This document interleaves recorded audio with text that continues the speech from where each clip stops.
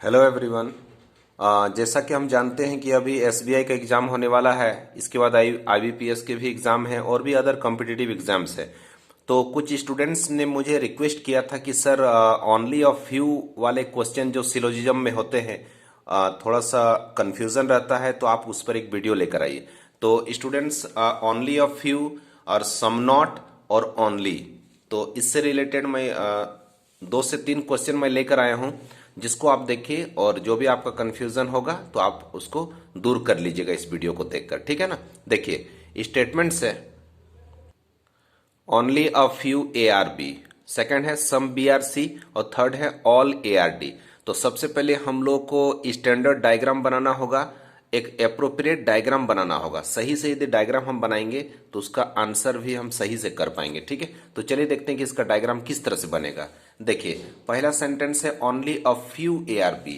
Few A are B, suppose कभी लिखा रहे फ्यू ए आर बी, तो उसका मतलब सिंपल है some A are B. A few A are B लिखा रहे, उसका मतलब भी है सम ए आर बी। लेकिन यदि लिखा रहे only a few A are B, उसका मीनिंग सम नॉट के जैसा लेना है, ठीक है। जैसे मैंने बोला कि only few students are pass, only few students are pass, केवल कुछ ही स्टूडेंट पास हैं, मतलब बाकी लोग फेल हुए होंगे, ठीक है। तो उसी तरह का इसमें मीनिंग लेना है, क्या है, ठीक है। Only a few A are B, only a few A are B, केवल कुछ ही ए बी है। Only a few, few A are B नहीं है, only a few A are B है, केवल कुछ ही ए बी है, ए का कुछ ही पार्ट बी है। तो देखिए किस तरह से उसका डायग्राम बनाएंगे। जैसे ये ए हो गया और ए का कुछ पार्ट बी लेते हैं, ये हो गया, ए का कुछ पार्ट बी हो गया। तो ए का कुछ ही पार्ट बी है, तो ए का जो बाकी पार्ट है वो बी नहीं होना चाहिए, ठीक है। तो जो ए का जो रेस्ट पार्ट हो गया, ए का रेस्ट पार्ट बी नहीं है, ठीक है ना। तो ए का रेस्ट पार्ट बी नहीं, मतलब ए का जो बाकी पार्ट है वो बी के पास नहीं आना चाहिए, ठीक है ना। ए का कुछ ही पार्ट बी है, ये जो शेडेड पार्ट है ना, बस मैंने मान लिया कि वही पार्ट बी है, और ए का जो बाकी पार्ट है इधर व्हाइट वाला, ठीक है, वो बी नहीं है, मना किया गया है। Some B are C, B का कुछ पार्ट सी है, बी का कुछ पार्ट सी है। फिर है ऑल ए आर डी, जितने ए है सब डी है, ऑल ए आर डी। तो ऑल ए आर डी को diagram, all A R D का डायग्राम हम बना देंगे। ऑल ए आर डी, जितने ए हैं सब डी हैं, मतलब डी के अंदर है, ठीक है ना, हो गया।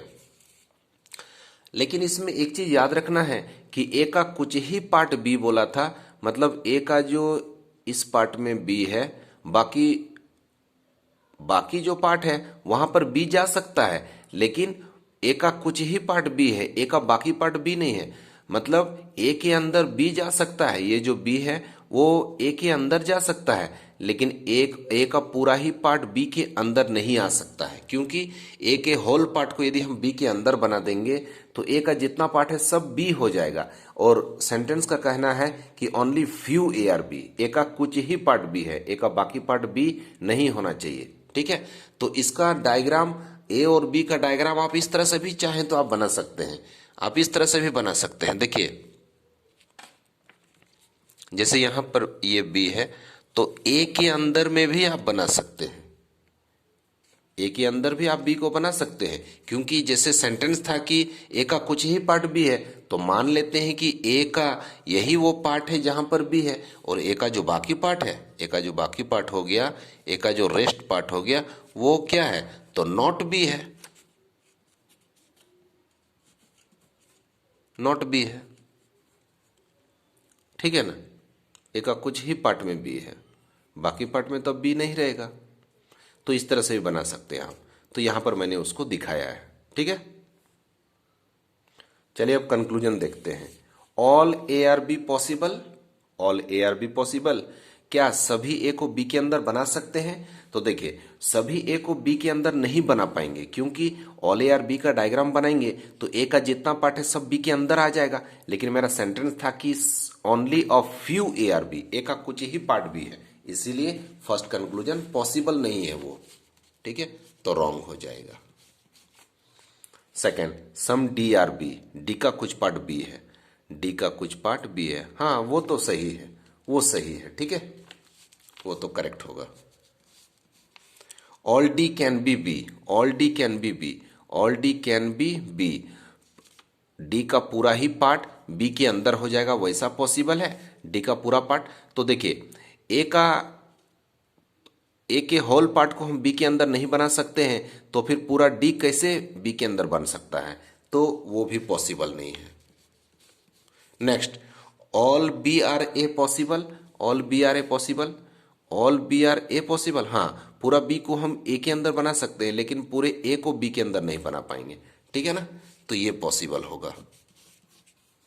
नेक्स्ट, सम बी आर ए, हाँ सम बी आर ए तो होगा ही, ठीक है, only a few A are B है, तो ए और बी का कुछ पार्ट तो टच रहेगा ही, तो सम ए आर बी और सम बी आर सी तो होगा ही, तो सम बी आर ए।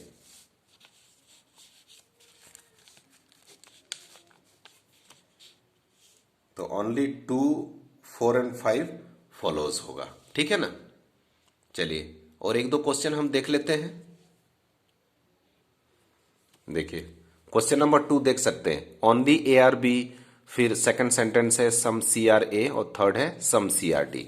तो ओनली ए आर बी, केवल ए बी है, तो जब कभी किसी सेंटेंस में ओनली लगा रहे तो यानी उसको रिवर्स से उसको ऑल लेना है, ठीक है, जैसे ओनली टेबल और चेयर का हो जाएगा ऑल चेयर और टेबल, तो ओनली ए आर बी का हो जाएगा all B are A, all B are A, all B are A, all B are A. Only केवल ए बी है, केवल ए बी है, केवल ए जो है वो बी है, केवल ए बी है, मतलब सभी बी ए हैं। Next, some C are A, some C are A, some C are ए या सम ए आर सी एक ही हुआ, सम C are D, some C are D. लेकिन यहां पर एक चीज याद रखना है, डायग्राम हम लोगों ने बनाया है ऑल बी आर ए। अब डायग्राम को देखिए, डायग्राम को देखिए, ऑल बी आर ए का डायग्राम बनाया है, लेकिन मेरा सेंटेंस कहीं ये नहीं लिखा था कि ऑल बी आर ए। तो ओनली ए आर बी का मतलब होता है कि ए जो है ना, ए केवल बी को ही अपने अंदर रख सकता है, ठीक है, केवल ए बी है। या फिर इसको आप इस तरह से याद रखिएगा, ओनली वाले को कैसे याद रखना है, ठीक है, ओनली वाले को इस तरह से याद रखिएगा कि इस सबसे पहले सेंटेंस इसको कैसे पढ़ना है, तो पहले इसको देखिएगा, बी आर ओनली ए, इस तरह से पहले इसको पढ़ना है, फिर उसके बाद इसको बोलिए, फिर इसको, फिर इसको, किस तरह से पढ़ेंगे, बी इज या आर कुछ भी बोल सकते हैं, ठीक है ना, तो जैसे सपोज इज भी बोल सकते हैं, तो बी इज ओनली ए, या फिर B are only A, B जो है वो केवल ए ही है, बी का रिलेशन केवल ए के साथ ही है, बी जो है वो केवल ए के अंदर ही रहेगा, वो किसी और से रिलेशन नहीं बना सकता है, ठीक है, ठीक है ना। All B are A, B can't, यहां पर याद रखना है नोट में कि B can't make relation with any other elements except A, B A के अलावा किसी भी अदर एलिमेंट से रिलेशन नहीं बना सकता है, टच नहीं हो सकता है, ठीक है ना। सेंटेंस में ना ऑल बी आर ए नहीं है, एक तरह से ये हिडन इंफॉर्मेशन है कि B can't make relation with any elements except A, ठीक है ना। तो ओनली का केस में इस तरह से सोचेंगे, ए केवल बी को ही अपने अंदर रख रहा है, ठीक है, या बोल सकते हैं कि बी केवल ए के ही अंदर रहेगा, ये ज्यादा अच्छा रहेगा, ठीक है। चलिए अब देखते हैं conclusion. Some C are B is a possibility, कुछ सी के बी होने की संभावना है, तो B can't make relation with any elements except A, तो सी और बी का रिलेशन कैसे हो जाएगा, इसीलिए ये पॉसिबल नहीं है, तो रॉन्ग हो जाएगा।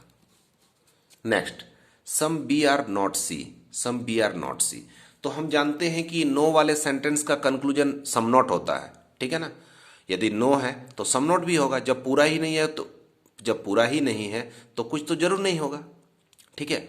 जब मैंने एग्जाम में लिखा ही नहीं है तो कुछ नंबर तो मेरा जरूर कटेगा ही, वो कंफर्म है कि मेरा कटना ही है कुछ मार्क्स, क्योंकि मेरा तो पूरा 100 आउट ऑफ 100 ही कटने वाला है। उसी तरह का जब नो है तो सम नॉट बी होगा, तो जब नो बी इज सी है तो some B are not C भी करेक्ट होगा। Next, no B is D, no B is D या फिर नो बी आर डी, ठीक है, कोई भी डी नहीं। हाँ सही है, क्योंकि बी किसी और से रिलेशन बी का नहीं हो पाएगा, तो ये सही है, करेक्ट है। Next, all D can be A, all D can be A, all D can be A, जितना भी डी है वो ए के अंदर आ सकता है। हाँ हाँ आ सकता है, ठीक है ना। बी बाकी से टच नहीं हो पाएगा, लेकिन डी और सी जो हैं वो ए के एरिया में तो आ ही सकते हैं, बी के पास नहीं जा पाएंगे लेकिन ए के पास आ सकते हैं। तो all D can be means possibility होता है, ठीक है ना। ऑल डी कैन बी ए, तो हाँ पॉसिबल है, कैन बी। तो ओनली 2, 3 एंड 4 फॉलोज, ये होगा। तो इसको आप इस तरह से याद रखना है, ठीक है। तो ओनली यहां पर बोला गया था, ओनली ए आर बी, तो ऑल बी आर ए बनाए, लेकिन बी किसी और से टच नहीं हो सकता है यहां पर, ठीक है ना। आप चाहें तो उसको एरो भी दे सकते हैं बी का सी के साथ और डी के साथ, और एरो देकर और नो क्रॉस कर सकते हैं, ठीक है ना, अपने याद रखने के लिए। चलिए एक लास्ट क्वेश्चन देख लेते हैं। देखिए थर्ड क्वेश्चन देखिए, some P are Q, no Q is R और some R are not T. इस क्वेश्चन को मेनली मैंने दिया है सम नॉट वाला जो सेंटेंस है ना, स्टेटमेंट में सम नॉट है, आर आर नॉट टी, उसके लिए इस क्वेश्चन को मैंने बनाया है कि सम नॉट का भी स्टेटमेंट रहे तो उसको कैसे बनाएंगे, और ओनली वाले को कैसे फेस करना है तो क्वेश्चन नंबर 2 में मैंने बताया था, ठीक है। और ओनली फ्यू रहेगा तो क्वेश्चन नंबर 1 में मैंने अभी बताया था, ठीक है। तो ये 3 चीज याद रखना है, ओनली, फ्यू और ओनली और सम नॉट, ये 3 यदि केस आप याद रखते हैं तो एग्जाम में चाहे एसबीआई का एग्जाम हो या आईबीपीएस का हो, पीओ हो, क्लर्क हो, प्री हो, मेंस हो, आपको कभी भी सिलोजिज्म में कोई प्रॉब्लम नहीं होगा, ठीक है ना। चलिए तो देख लेते हैं कि इसका डायग्राम कैसे बनेगा। सम पी आर क्यू, पी का कुछ पार्ट क्यू है, some P are Q, some P are Q हो गया। इसके बाद नो क्यू इज आर, कोई क्यू आर नहीं है, कोई भी क्यू आर नहीं है, कोई क्यू आर नहीं है। Next, some R are not T, some R are not T, R का कुछ पार्ट टी नहीं है, आर का कुछ पार्ट टी नहीं, आर का पूरा ही पार्ट टी नहीं है वैसा नहीं लिखा हुआ है, आर का कुछ पार्ट टी नहीं है। तो चलिए मान लेते हैं कि आर का कुछ ऐसा पार्ट है जो रिजर्व कर देते हैं कि वहां पर टी नहीं है, ठीक है। तो मान लेते हैं कि आर का जो ये पार्ट है, सपोज थोड़ा सा कुछ पार्ट मान लेते हैं कि आर का जो ये पार्ट है सपोज वो टी नहीं है, वो टी नहीं है, ठीक है ना। आर का कुछ पार्ट टी नहीं, तो आर का बाकी पार्ट क्या है, तो आर का बाकी पार्ट क्या है मुझे नहीं पता, लेकिन आर का बस ये पार्ट टी नहीं है, ठीक है, वहां पर टी नहीं है। ये जो शेडेड पार्ट, ये जो मैंने ब्लैक एक रेड डॉट दिया है, वो जो डॉट है उसको एरो देकर मैंने दिखाया कि वही टी नहीं है, आर का कुछ पार्ट टी नहीं है। तो मैंने मान लिया कि आर का यही वो पार्ट है जहां पर टी नहीं है, तो बाकी जो पार्ट है वहां पर टी हो भी सकता है और नहीं भी हो सकता है। इस टी को उठाकर हम आर के अंदर भी बना सकते हैं। यही रीजन है कि सम ए आर नॉट बी का डायग्राम ऑल बी आर ए भी होता है, ठीक है ना। तो पूरे टी को उठाकर हम आर के अंदर बना सकते हैं, मतलब all T can be R, all T are R is a possibility सही हो जाएगा, लेकिन all R are T is a possibility वो सही नहीं होगा, क्योंकि आर का कुछ पार्ट टी नहीं है ऐसा बोला था। तो पूरे आर को टी के अंदर बनाएंगे तब तो आर का पूरा ही पार्ट टी बन जाएगा, फिर तो कंट्राडिक्ट हो जाएगा, ठीक है ना। इसीलिए ऐसा सम नॉट का डायग्राम इस तरह से बनाएगा तो ज्यादा अच्छा रहेगा।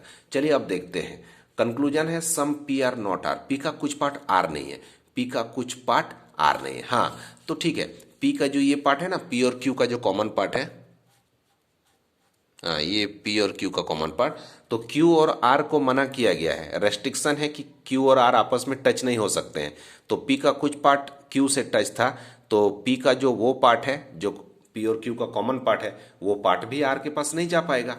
पी का बाकी पार्ट आर से टच हो सकता है, लेकिन पी का वो पार्ट जो क्यू में है वो पार्ट तो नहीं जा पाएगा। यानी ये सही बात है कि पी का कुछ ऐसा पार्ट जरूर है जो कभी भी आर के पास जा ही नहीं सकता है, ठीक है ना, ये पार्ट, तो ये करेक्ट है ये। Next, all T can be means possibility, all T can be R, all T can be R, हाँ सही बात है, पूरे टी को हम आर के अंदर बना सकते हैं, ये सही है, can be. All R can be T, all R can be T. तो याद रखना है कि सम नॉट में some A are not B में ऑल बी ए के अंदर जा सकता है, लेकिन ऑल ए बी के अंदर नहीं जा पाएगा। उसी तरह से ऑल टी यहाँ आर के अंदर जा सकता है, ऑल आर टी के पास नहीं जा पाएगा। तो थर्ड करेक्ट, थर्ड रॉन्ग है। आंसर हो जाएगा ओनली टू 1 and 2 फॉलोज। तो स्टूडेंट्स, मैं होप करता हूं कि आपको समझ में आ गया होगा। ठीक है, आपके जो भी कमिंग एग्जाम्स है उसके लिए आप सबों को ऑल द बेस्ट। टीचर हमेशा दुआ करता है कि उनके बच्चों का, स्टूडेंट्स का कहीं ना कहीं अच्छी जगह सिलेक्शन हो जाए। ठीक है ना, ठीक है फिर, थैंक यू एवरीवन।